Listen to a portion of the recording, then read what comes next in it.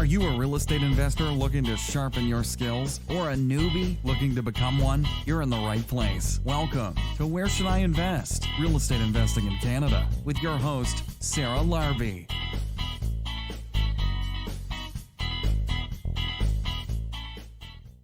Ashley, Spencer, welcome back, guys. How are you? We're doing awesome. How are you doing? Good. I miss you guys. It's been a little bit of time since we've last hung out and had a dinner or had you come up to the cottage. It's been way too long. I know. Can't believe summer's like almost over too. It flew by. I know. Don't say that. That's like a bad word in my vocabulary. Sorry, long hot fall. That's Oh man. So you've been on before. You guys are, I think when we think of short-term rentals, luxury kind of cottage or winery area rentals, we think of you, but your investors. Let's just dive into your business model a little bit and who you guys are. Sure. So we're Spencer and Ashley, got into the space predominantly in the short-term rental area with Spencer back in 2018, kind of replicated a BRRRR into short-term rental a few other times. Really loved it, loved the cash flow, loved the hospitality portion because we're big travelers. Dabble in a bit of the long-term rentals. We had 2 apartment buildings out east, one which we sold for a profit after renovating last year. And then now predominantly have short-term rentals through JV agreements, and then also founded our management company, TravelX Inc., where we manage luxury short-term rentals or vacation rentals for our clients. And we're up to about 55 to 60 listings across Canada now. Amazing. And I think you have some in Ellicottville, New York too, do you? Yeah. We purchased 2 back in 2021 in Ellicottville. So yeah, we're doing a fun little renovation on the one, turning a garage into a pretty neat games room. So it looks amazing. Well, that'll be launched and featured soon. So have to stay tuned on the Instagram channels for when that goes live.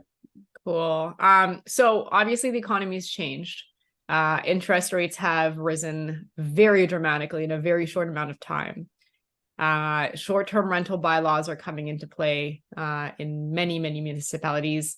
What are you guys experiencing? What are you seeing right now with your portfolios?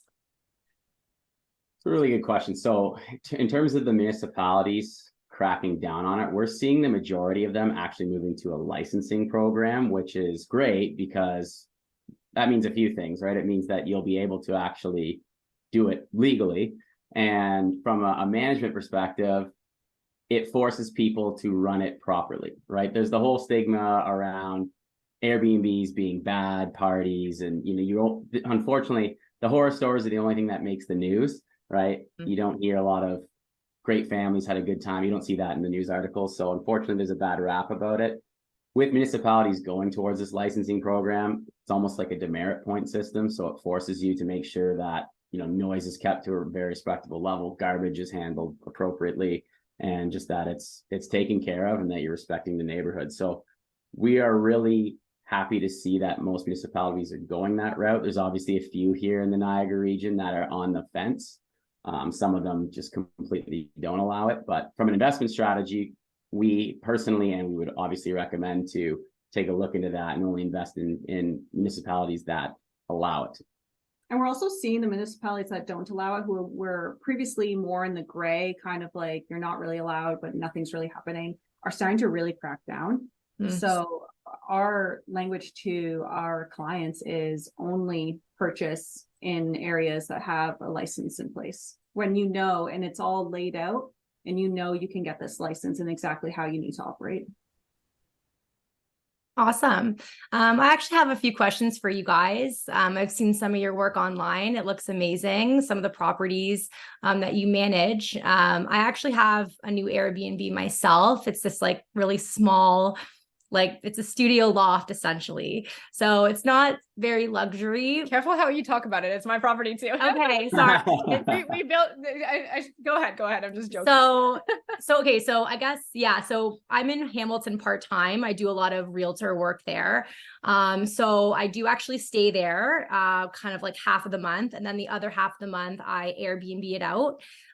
It's one of Sarah's properties. But I think I try my best to, make it kind of attractive in the sense that like fun and it's right off of James Street. It's close to James Street North. There's like cafes, entertainment, bars.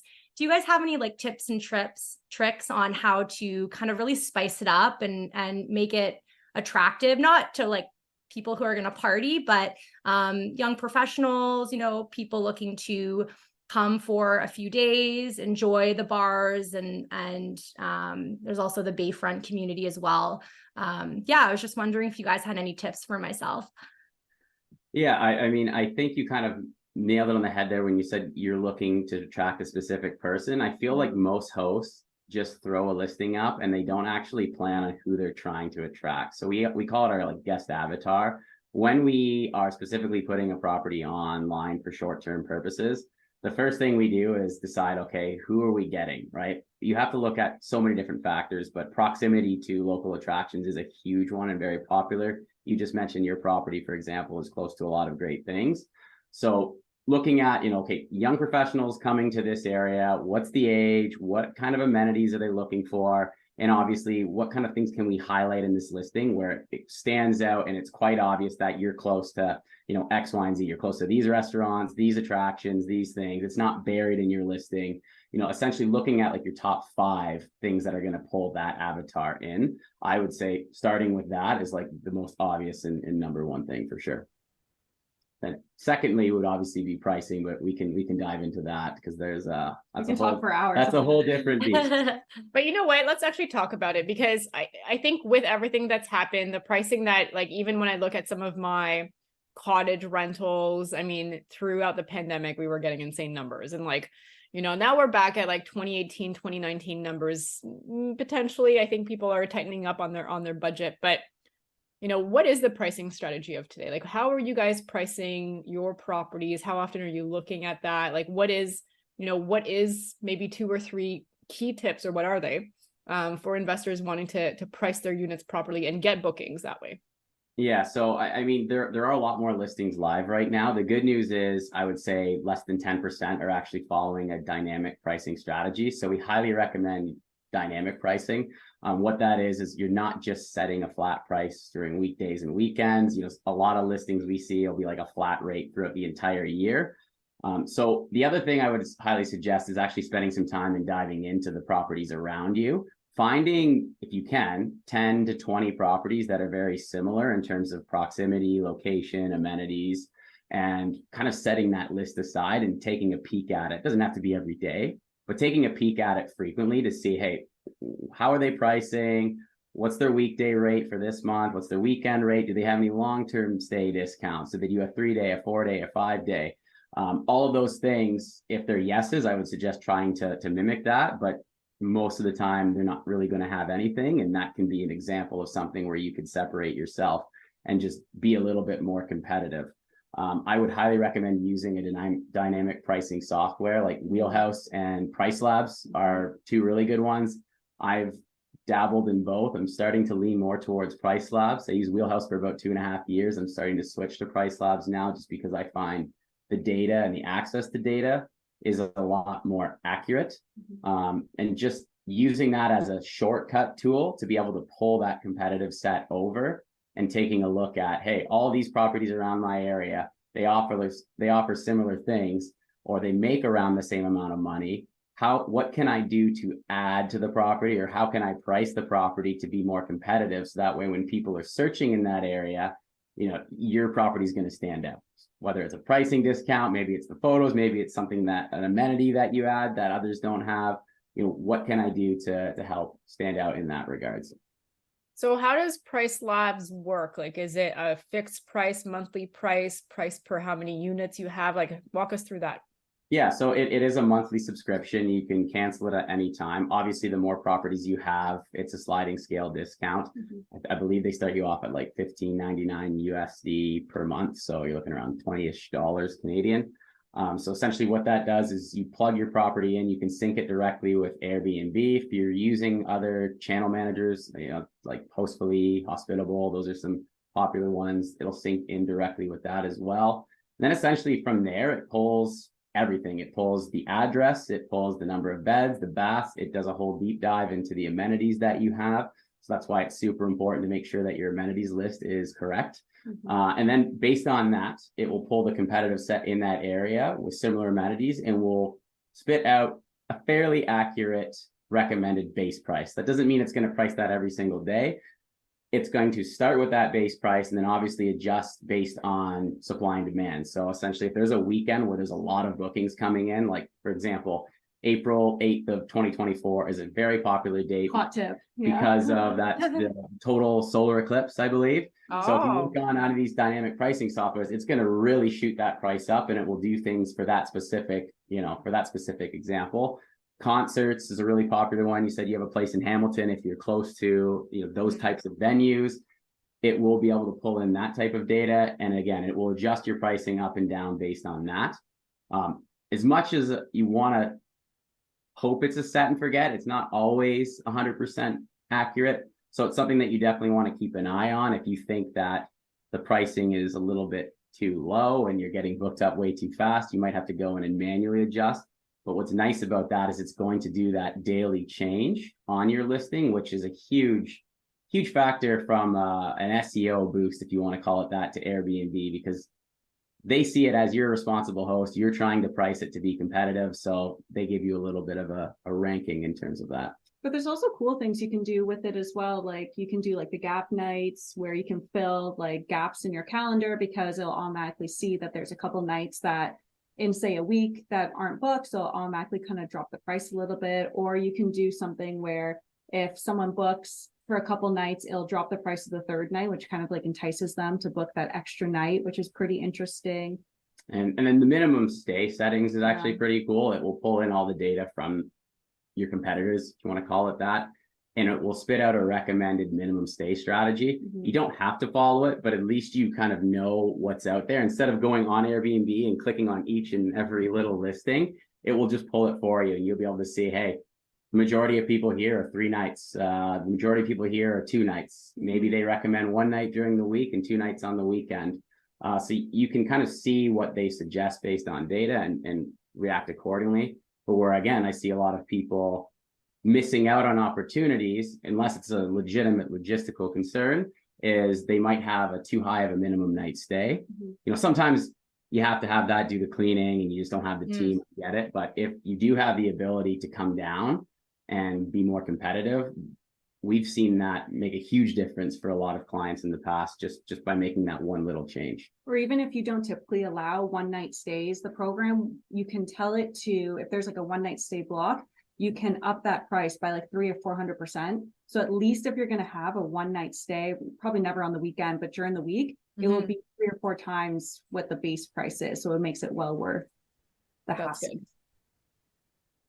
Okay, so if you're staying within like a good price range, like you're a little bit maybe above like base of what you're kind of hoping to take home throughout the month, with this program, is there like a percentage that like it helps, like a basic percentage that it actually helps increase monthly, like overall? Or I don't like, because I mean, obviously if you lower your prices, like you can get a ton of bookings, right? So let's say you're taking into consideration your take home, and then, you're using this program. Is there like, does it increase your bookings in a good way by a percentage? Or I don't know, what's your kind of opinion on that? Yeah, it really depends on your strategy. I mean, some people just want 100% occupancy. We're more on the profit maximization. So where I think it really separates itself out is in your high season. So a lot of people will leave a ton of money on the table during the easiest months to book, right? Like if you have a $500 a night price throughout 365 days of the year, which we see a lot of that, cottage country and so on and so forth. Of course, your Julys, August, and Septembers are going to book up at that price, probably quite quickly and close to 100%. But what this pricing software will do, we'll look at all of your competition, look at the demand and say, hey, wait a minute, 500 is way too low. You can get 800, 900, or 1,000 plus. And I feel like that's where it really makes the difference. Slow season, obviously, it's kind of nice to have because, again, you want to be booked out far in advance. So if you're not someone that wants to spend hours and hours and looking at other competitors and what they're pricing 6 months out, because most people don't look at that, so that pricing won't be accurate anyways. it's kind of nice to have in terms of maybe attracting that longer stay booking, that week stay, that month stay, maybe more of a medium term thing through your slow season. But I'd say where it pulls its weight is definitely high season and getting that profit maximization and making those, extra couple $1,000s each and every month. And I think you can, correct me if I'm wrong, so Spencer's our like pricing guru. That's like his main thing. I can tell, Spencer, you're like on the ball. You're like, it's, great insights. And this is like, I think, everyone that's probably listening to this is like, okay, I need price labs or something along those lines. Cause you probably saved them hours and hours and hours and hours of doing the research for probably not a whole lot per month. And it's nice that like, it's not like you're sponsoring them or anything like per se, where like you've got a kickback, like you truly are using this for yourself and it's worked well for your rentals. And I think you can set a minimum amount. So instead of it going all the way down to get you to 100% occupancy, if you're thinking, I don't want to rent this out for less than $300 a night, and if it wants to go below that, I would rather it stay unbooked than rent it out for less than say $300 a night. And you can tell it that, and it will never go lower than that amount. And really the only time you're going to see that bottom amount is probably in your slower season. But at that point, typically our pricing strategy is more the midterm strategy, especially from January through to April is probably the 4 slowest months of the entire year. November is pretty slow, but December kind of creeps up a bit. So it's kind of hard to want to have like a monthly rental in at that month. But you can, once you learn exactly how to use the system, you can tailor it to how you want. And I think what's also really interesting is knowing the lead time that guests will book. And I believe you get that from the system. Yeah, so you can kind of see for each month how far out on average people are booking. Yeah. It'll actually, Price Labs is what I like about it. It'll actually highlight your 7-day, 30-day, and 60-day. And it'll be red if you're way under market. It'll be green if you're right at market, and blue if you're doing better than the market. So instead of you having to go in and see your calendar, it will literally raise a flag for you. If it's red, then maybe you should go in and make some adjustments, right? If it's blue, you're good, but maybe your pricing's a little bit too low because they base that on occupancy. So knowing, let's say, hey, in September, people are booking 60 days out, or in cottage country, maybe it's something where, or even ski towns are really popular for this. People plan much more in advance. So 120 days plus, knowing that, hey, if I'm not booked within that range within a few weeks, doesn't have to be right on the money, maybe I should go in and take a look at pricing. Maybe it's too high. On the contrary, if your lead time's only 30 days and you are booking out 180 days in advance and fast, that's another huge red flag to say, hey, I'm way underpriced. I'm leaving money on the table. Get in there quickly and make adjustments, because people are more last minute. Like here in Niagara, people are 30 to 60 days, even to the point a week or two, depending on the weather. So we don't really exhaust our price at all in the summer. We usually hold firm, and you'd be surprised, people will book a few days out in advance. That actually happened for September long weekend. I think like the week before, about like almost 50% of the properties we either own or manage didn't have a booking.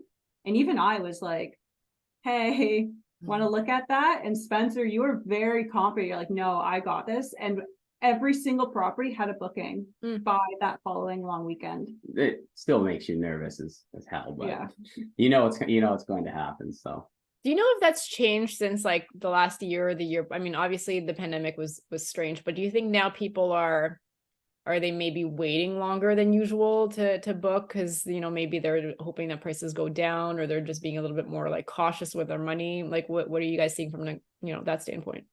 Yeah, I don't have the exact data on this, but just from overall portfolio over 55 properties, what I've seen is that has definitely been the case. I think because of the amount of inventory that is in the market, people are waiting last minute to see if the prices are coming down. Because I actually did a slight A/B test on that. I had a few properties where I would lower prices and a few properties that I'd hold firm, and those lower ones would almost book up the day I lowered it. So it's almost like people are wish listing these properties, waiting to see, okay, it's not booked for this weekend. They might have 4 or 5 lined up, and basically saying, okay, we're going to check every day and see if the price moves. And if they see it move, then they might either hold out or book it, or if it's booked for whatever reason, they'll just go to the next one. So yeah, definitely seen that pattern this year for sure. But also because of the weather, and maybe you're seeing it too in cottage country. Like no one wants to go away to a cottage and it rained the whole time, right? And we've had such a rainy off and on type of summer that we're seeing a lot of last minute, almost like, okay, these dates look like they're going to be nice and dry. Like same in Niagara, everyone wants to come down and bike around. No one wants to Niagara in the rain.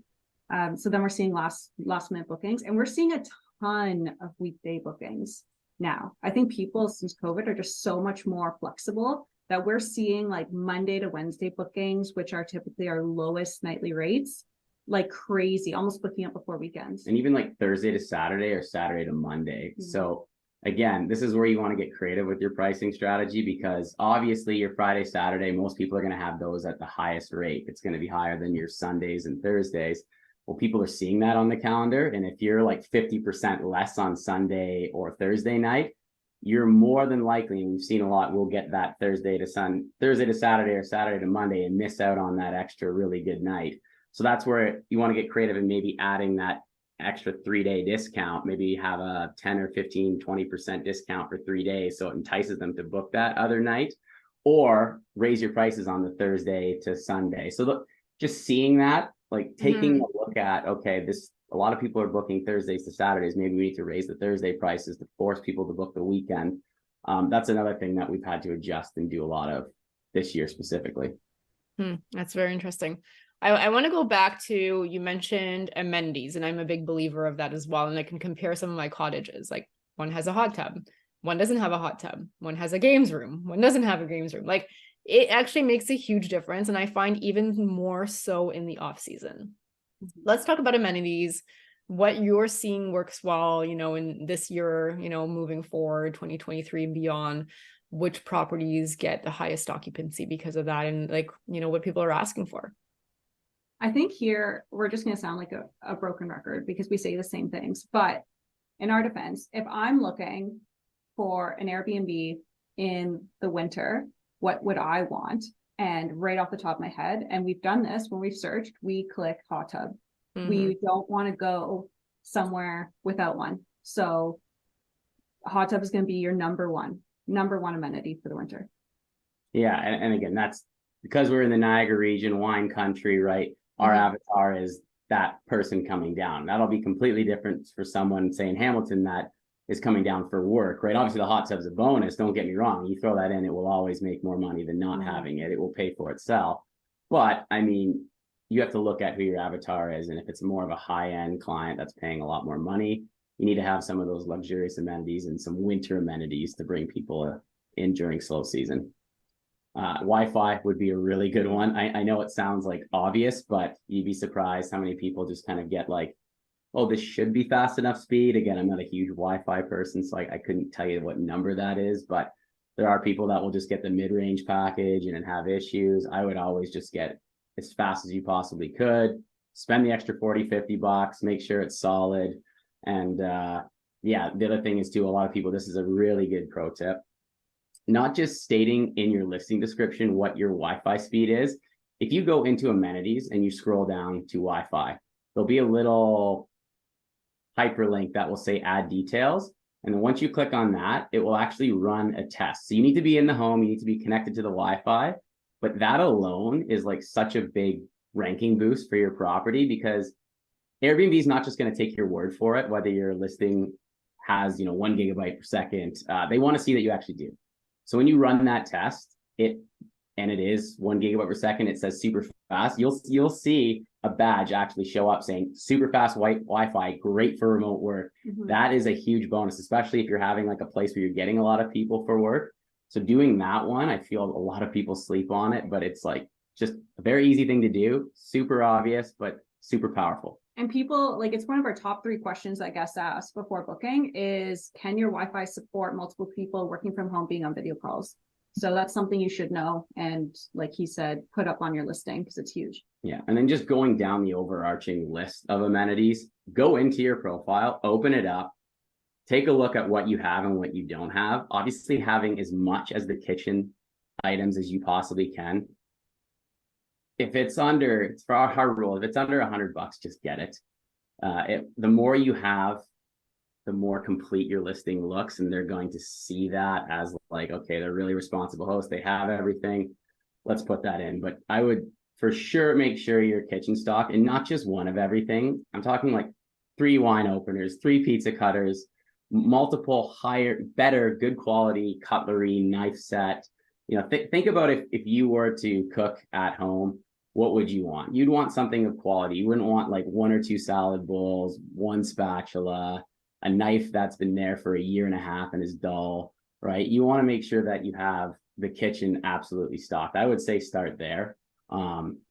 You know, of course, in terms of like internal amenities, and that is consistent across all types of properties, not just higher end ones. Obviously, the higher end ones, you want to go outside and make sure you have a really killer outdoor setting and so on and so forth. But I feel like kitchen is one of the comments we get the most from a lot of guests that have stayed, of like how well stocked our kitchens are. So yeah. And the second would be family items. We get complimented on the amount of family items we have in the house, and it's so cheap, like from Amazon or Walmart. So that would be like foldable high chairs, a playpen. This is stuff that parents don't want to bring, but they need for their kid. So they know, okay, I know this place has all these things and they don't need to buy it. Baby baths, little books and games for little kids. Like we go to like Value Village and we get like games and books and stuff, and like it's not expensive, and there's so many items you can check off on Airbnb. And again, there's no real proof of what Airbnb is doing, but when we see clients add these amenities, and us including, we somehow just magically seem to get a lot more families. So I'm going to take a guess saying that they're tracking not only you as a host, but guests as well. And if you're adding infants to that guest list and staying at properties that had certain amenities, I'm going to guess that they're probably going to advertise your place over your next door neighbors if you have those things versus them not having those things, but everything else is the same. So again, that's like just an assumption, just some observations that we've noticed, but I wouldn't be surprised if Airbnb is doing something like that on the back end. Those were all like really helpful tips. If I wanted to fit a large hot tub in my studio loft, okay, without Sarah's permission, how much more could I charge on my Airbnb with like that specific amenity? Or if you have a few other examples, like how much can you kind of crank up your costs? That will vary based on the amount of people you can sleep. I can give you an example of what we've seen just so we can go off data, but we have a lot of 4 to 5 bedroom properties that sleep anywhere from 8 to 12. And the $13,000 investment that we would add to that property, like if we're just comparing the previous year versus the next year, we've seen about 150% return on that specific investment. So meaning like we're getting an extra $15,000 to $20,000 additional income versus the previous year, and that is solely made up in slow season, right? For example, sauna is another really good one. We put a sauna in our one property that we've had probably the longest in our portfolio, probably just under 5 years now. For 2 years we didn't have one. We added it, and then I remember the 2 previous Januaries were around like $4,000. Then we added the sauna and it was like 8 and 9. So, and then each month followed that to about 100 to 120, 30% difference. High season, not as much, because hot tubs in 35-degree weather, people still use them, but not as desirable. But then again, it comes down to how many guests and heads to beds, because obviously there's that sliding scale of if you're only sleeping 2 people, there is still a willingness to pay versus over 8 to 12 guests. You're sharing that cost across much more people. So, I mean, you'd have to look at if it's like how many people does your studio sleep? I'm just trying to think a hot tub would never fit in that space. I was just gonna say, I'm like, well, that's out of the question. But just in regards to amenities, right? Like, I guess you can play around with pricing, and you're right, all like a sauna, hot tub, these are all investments. And I'm just wondering, yeah, I mean, if it's 150% return investment, I mean, that's great, right? Yeah. And one thing you can do, and again, this is another Price Labs plug, I guess, is you can actually filter properties with hot tubs, and you can filter the amount of bedrooms and how many guests that sleep. So if you have a property that's 8 guests, 3 bedrooms, you can filter it to 2 to 4 bedrooms, 8 guests, and click hot tub, and that will pull that entire competitive set, and you can go in and take a look. Okay, what are they charging? Then you can compare that to your current prices. You might have to do some filtering of bad data. I don't know if we want to get into that and how to do that, but there are a lot of things to make sure that it's accurate versus not. But then from there, you can kind of get an idea before purchasing the hot tub, saying, hey, is it going to be worth it for me? And obviously, if these properties have everything that you have, they're making $20,000 more a year. The only difference is the hot tub. Then it's a no-brainer. But obviously, if it's a smaller space, there isn't really a lot of data. Again, would you stand out over the other 2 bedrooms and 4 bedrooms beside you? Absolutely. It will make you more money. It's just trying to get an idea of, how many years or months is it going to take to pay this investment back, and whether you're comfortable with that. But I think doing that exercise, regardless if you're looking at just a hot tub in general, is really good. Like looking at other similar properties that are like yours, like small, maybe sleep 2 to 4 people, have a similar type of space, and just seeing what they have that you don't. And then on the contrary, like what they have that you can have, or what they don't have that you can have. So it might not be a hot tub because you don't have a space, but can you add in like a fire table? Can you add like a little fire pit with, the $50 string lights, which I swear is like the biggest return on investment ever. So good hack. $50, but it just brings it in, right? I'm making notes. Yeah, love Costco. Yeah, and just seeing like it could be just creating more of an experience. Can you do like a little feature wall that it just brings people's attention to your listing over the other? So it might not necessarily be I have to go get a hot tub or I have to go get a sauna when it doesn't fit in your property, but can I create some other type of experience that maybe my competitors do not have, and that gives me a competitive edge over them? Speaking of experiences, so when I look at Airbnbs, for example, like I think for our 40th birthday, a couple of us are going to Costa Rica. One of the things I like that they offer are services, like chef services. For those that know, I do not like to cook. I don't want to cook. I just want to eat. And I want to eat amazing food. Massages, potentially like spa services brought to you, whether it's like dry cleaning, mid-week cleaning, or whatever that looks like. What are your thoughts on services? And I know it's probably dependent on where you are and what you're doing and what your competition is, but could that be a competitive advantage potentially in the Ontario market? If you can make that work, it absolutely would be. There's probably less than 0.05% of properties that even offer that service. It's probably less than that, to be honest. I yet to see one that comes up. Mind you, I haven't gone looking for it, that offers those types of services. We've seen some like catering, but that's something where you have to plan out in advance, and there's some organization. It's not like a butler service where you get it regardless of if you book 2 weeks out or a year out. But that would definitely be something that, if you have the ability to make it work, would definitely help you stand out. We utilize this a little bit in our guidebooks. When people book, they automatically get a link to like recommendations in the area and their personal recommendations. And in those has some partnerships that we have with a few services down here in Niagara, which includes like say private chef, etc. I think the only thing we don't have is us being the middleman to book. It's more like, here's our recommendation, here's why, but it's up to you to kind of like reach out and book them if you want. We're just giving people all the services that they could potentially look, instead of them having to like Google it. But I think that's a really cool idea. I mean, like it's quite interesting. Like I have a chef. I mean, I have a few chefs. I know it sounds horrible, but it's, sometimes you just need to alternate your chefs because it gets, They're not listening. Look, at the end of the day, you can't do the same thing over and over and over and over. But I found a chef that does food for many people, but he does delivery, and it's like really good food, and he'll deliver on a Sunday as an example. So he'll send me like the items.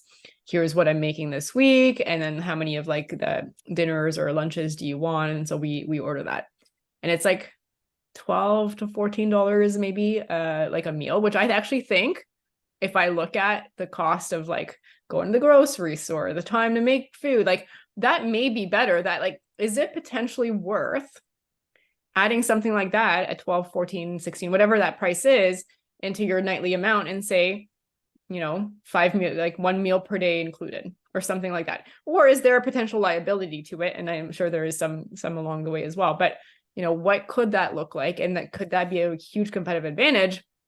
Because sometimes I'm like, oh, this person has breakfast, like breakfast is listed in there. I'm like, that's pretty cool. Like, I wonder what it is. But if it's just like bread and like an apple, like it's not great either, right?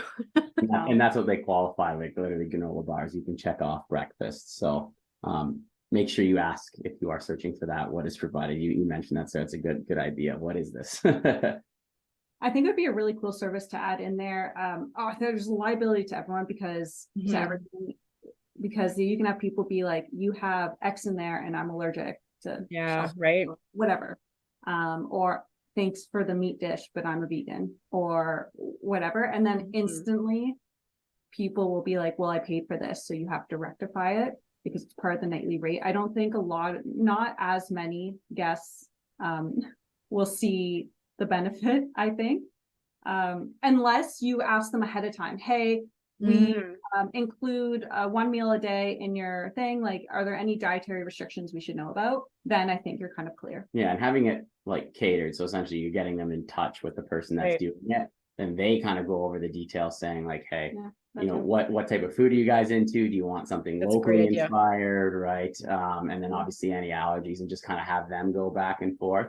And you can always add it as an additional service. So again, you can have your nightly rate, just your nightly rate, and then offer those services with, you know, whether you want to mark it up or not as an additional price. You can always request those funds in advance based on how many people and however you want to work that out, and then get them in contact with the caterer, which I would think from a system standpoint would probably be the best, because then they're the third party, they're dealing with it.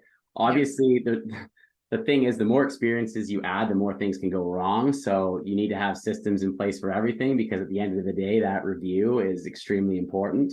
And obviously having those additional services are fantastic, but if they do go south and people get these really high expectations, then, you know, that can be problematic if you don't knock it out of the park.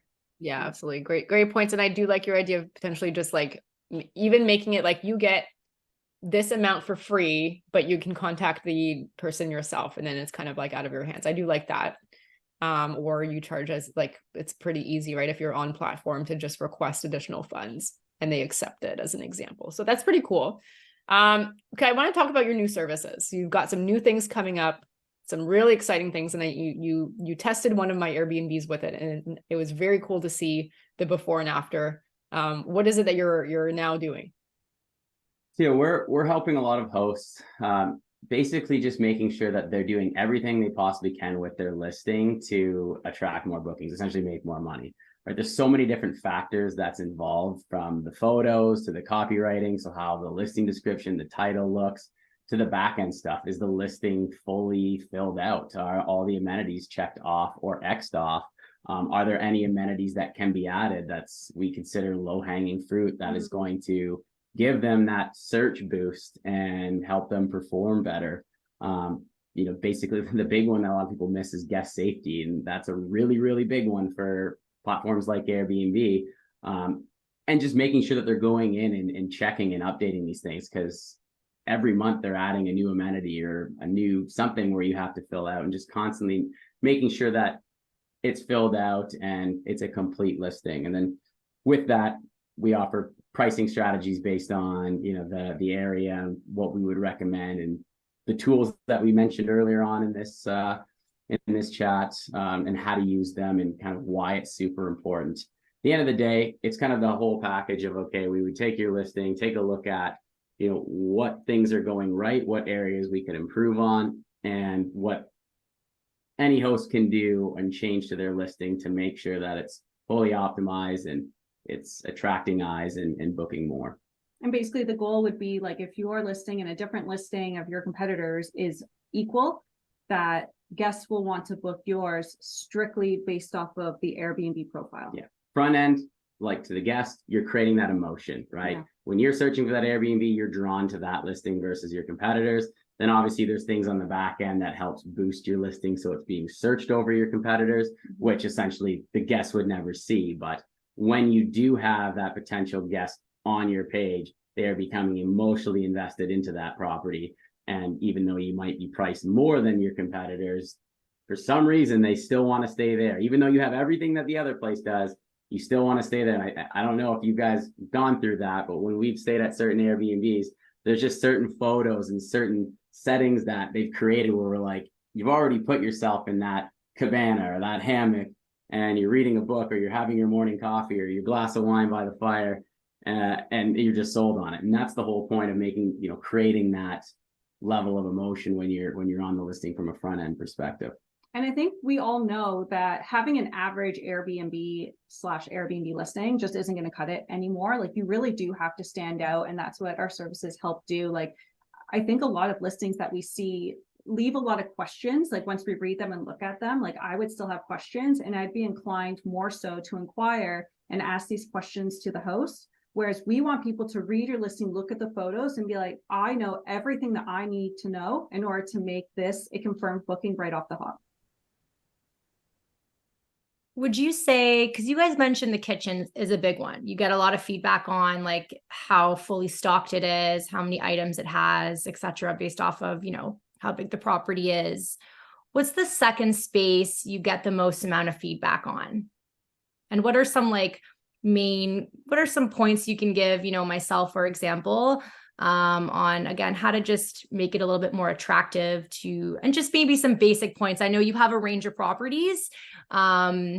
Yeah. And just to tie it back into your services, like if you see that, like, I don't know, the kitchen is not ideal or something like that, but like, let's tie it back into this service that you have as well. Yeah. So again, I think what we typically do with our clients is we start with their guest avatar. Who are they trying to attract, right? Mm-hmm. A lot of them don't have one. So we'll work with them on, okay, what's the area like? What brings people in? Is it like a tourism destination, or is this a lot of people coming through for work? And then from there, obviously, not everyone has an unlimited budget. So try to work backwards on, okay, what are some of the key things that we can knock out of the park? So kitchen being one of them. Obviously here in Niagara on the higher end homes, an outdoor space is like absolutely critical. Ideally a covered outdoor space. So whether you have a large gazebo or something where they can sit outside, rain or shine, because the cover photo is likely going to be that fire table, hot tub, outdoor setting. And obviously if they spend $2,000 a night and come there and it's raining, they can't be outside. That's unfortunately, there's nothing you could do, but that will inevitably likely lead to a bad review. Mm-hmm. And if it's something more smaller, think about where are people spending the most time. It's going to be living rooms. It's going to be the bed.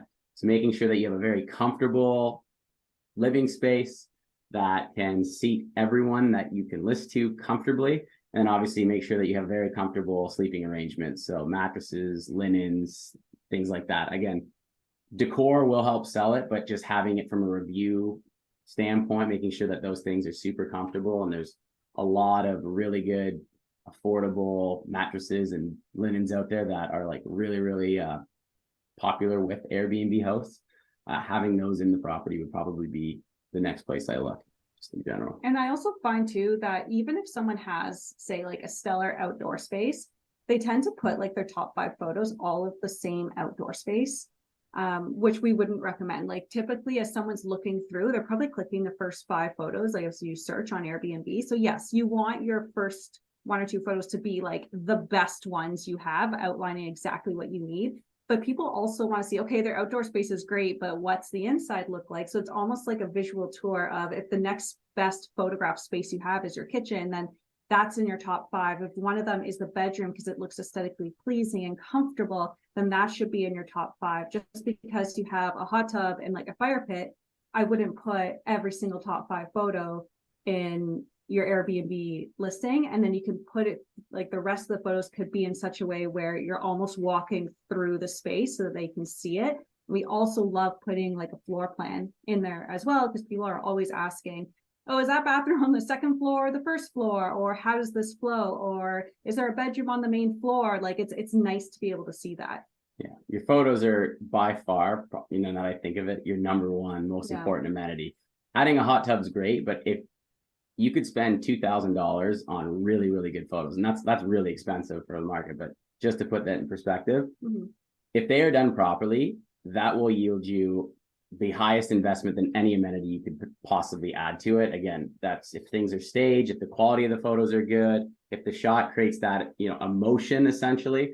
These are, experiential shots, right? They're not just your typical real estate shots where things aren't staged. It looks like, Yeah. a lot of them unfortunately just look like it's being listed on, the MLS, versus what we try to capture is the emotion. We want that person sitting in that chair having the coffee as they're going through this.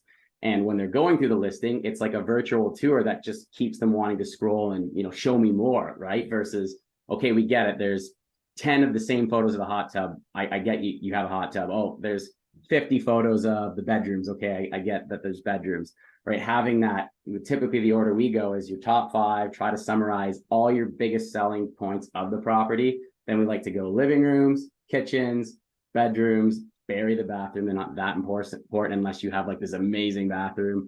And then the rest of your outdoor photos, if you do have an outdoor space, simply just like to bundle it, keep it flowing nice and easy. And from an emotional perspective, people can follow along much easier. We found that's worked pretty good in the past. And also photo descriptions. It is amazing how people will like stop at the first 5 photos of photo descriptions, and then there's no more photo descriptions. Like, explain to people what they're looking at. That's like one of the big things we do with our services, is we add photo descriptions to every single photo. And they're good descriptions too. You guys did it for me, and the descriptions are actually very like it's like I want to be there again. I own it, but like, no, it's good because you know what, my descriptions were like basic, but you guys like really did a good job with, creating a feeling with it. Yeah, and there are things that the photos just to the eye won't show of the space. So like, again, we like to tell our photographers, if you have Netflix or if you have a smart TV, Photoshop in the Netflix logo in there, because like psychologically people are going to say, oh, it's a smart TV. I can just log into my Netflix and we can watch TV there.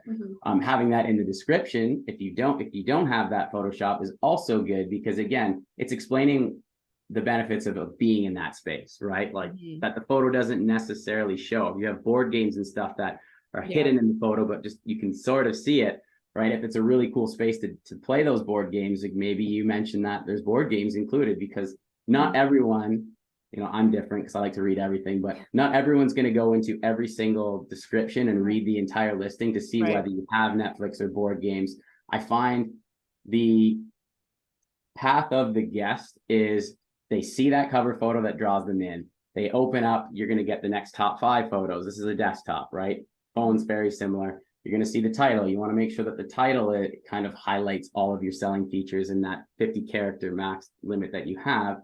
And the next thing they're going to do is go into the photos. That photo is essentially a virtual tour, and those photos are selling you. So again, if they're 10 of the same photos, it's going to be tough to keep people on, versus if you're going through the photos and there's a listing description, constantly telling more information about the property, maybe how fast the Wi-Fi is, the TVs are smart and they have Netflix, maybe Netflix is included. Maybe it's an 8-person hot tub, right? Again, small things like that people, yes, you could look at the photo and guess, but actually saying that's usually where people go next. And then they'll go to the listing description if they're looking for more information. I'd say one hot tip though for photos is that, yes, you want them to be experiential. So if there's like a fire pit, have the fire going, like all that, but never, ever, ever photograph something that you do not include in the property. And we have seen that. Like if people take it a little bit too far and they have like cheese boards out, technically a guest could say, hey, where's my cheese board? And go to Airbnb, and they will side with the guest because it's photographed in your listing. So if you're going to show, say, a bottle of wine with wine glasses by the fire, they better have a bottle of wine. Yeah, that's a good point. And then the other thing too is just like switching up the pictures for the seasons, right? If it's Christmas or if it's fall and you've got like a beautiful like view with the orange trees and all that stuff, I think is good, right? Especially for the fall bookings or the winter bookings that you're looking to get, not just the summer ones. Absolutely. Yeah. We recommend, and we do it for all of our properties. We do like a summer season and a winter season. And if you're in an area where fall's really beautiful, add a few of those in as well, just to, again, and then move them around based on the time of the year when you're looking to attract people, right? Like obviously summer shot of the hot tub's great for the summer, but in the wintertime, again, we're just going off of our Ellicottville ski chalet properties. We have a summer one, but we also have one where there's snow falling, and that to me is like an experience as well. So just having, just having those and being able to rotate them in and out, it's a bit more work, but again, that'll yield you a lot more income just by doing that small thing. Yeah, absolutely. So I think we're close to wrapping up, but let's just finalize with the, I mean, I don't think we're going to do lightning round because we've done so many. You guys have been on for many times and there's probably going to be similar answers, but let's talk about your services. Like, are there tiers? If somebody is interested, like, where do they go to reach out to have you help them with their listing? And is it just Airbnb or are you on other platforms helping as well? Yeah, I mean, right now we're solely Airbnb, not to say that you can't copy these listing descriptions and photo suggestions over. So we do have different tiers, the base one being just our overall impressions and just recommendations. We don't actually go in and do any of the changes. And then we do have like a mid-range and a high range. The mid-range essentially is we go in and do mostly everything. We give you our overall impressions. We essentially go into the back end, make sure things are filled out. We do all the copywriting, the titles, we'll change the photo order around. And the big one is we'll actually make photo suggestions. I find like that's the number one thing, whether a lot of people unfortunately don't have professional photos. And if they are done, there's always a way to spend the extra couple $100 and really improve them, because that'll be number one. And then like our top tier one would have pricing suggestions as well. So, and also tips to attract more 5-star reviews and messaging templates, all of that stuff. And the middle tier is we just give you a report with what we think you should do, but you have to go and change it all. And our top tier is we'll actually go in and make all the changes for you. We can work with listings that are on like PMS systems, but you might have to go and do the work yourself right into that PMS system. Say if you're on a channel manager like Hostfully or something, or else the Airbnb listing might revert back. For those people, we have a complimentary 15-minute call, which can be booked on our website, which is www.optbnb.ca. And we can talk about all of that. And we're very, very honest with what tier package based on what the listing already looks like and what that person is looking for that we suggest. Like, we're not just going to say, you should get the top tier package because it's the most money or anything. And if we don't think you would benefit or that listing would benefit from all that. Is it Canada wide? US too. US international. Okay. Okay. Yeah. I mean, I guess it's pretty much the same concept anywhere, right? With short-term rentals and Airbnbs. I mean, obviously, I mean, with some changes, but the grand scheme of things it's all pretty similar. So you guys could probably almost even do this worldwide. Yeah, and we also provide their video reports as well. So it'll literally be a screen share of myself going through the listing, explaining. So if there's photos that I think could be changed or something that I would recommend, I like to try. I'm a visual person, and I feel like if we're talking about photos, they should be seeing instead of just a written report of how to take a certain shot. So we have I think 4 or 5 different video reports that we send out. Essentially a before and after, and then explaining why we made the changes in the after. And then obviously all the old stuff is saved in the report as well. So your old listing descriptions, your old copywriting, in case for whatever reason you want to revert back to it. So it's not like we go in and hijack the listing completely and take everything. It's you have all the backup saved as well in that report. Okay. And can you just spell out OptiBnB just so people know where to search? OPTIBNB. So BNB. Awesome. Okay. Awesome. Well, then we'll add that to the show notes. Spencer, Ashley, thank you guys so much for being on the show. It was a pleasure, and congrats on the new services, your 55 plus properties, your management, business. You guys are the leaders in the short-term industry. So great job on everything you've built. We appreciate that. Thanks for having us on. Thanks so much for listening to Where Should I Invest with your host, Sarah Larbi. Make sure to listen in next time. We'll catch you on the next episode of Where Should I Invest?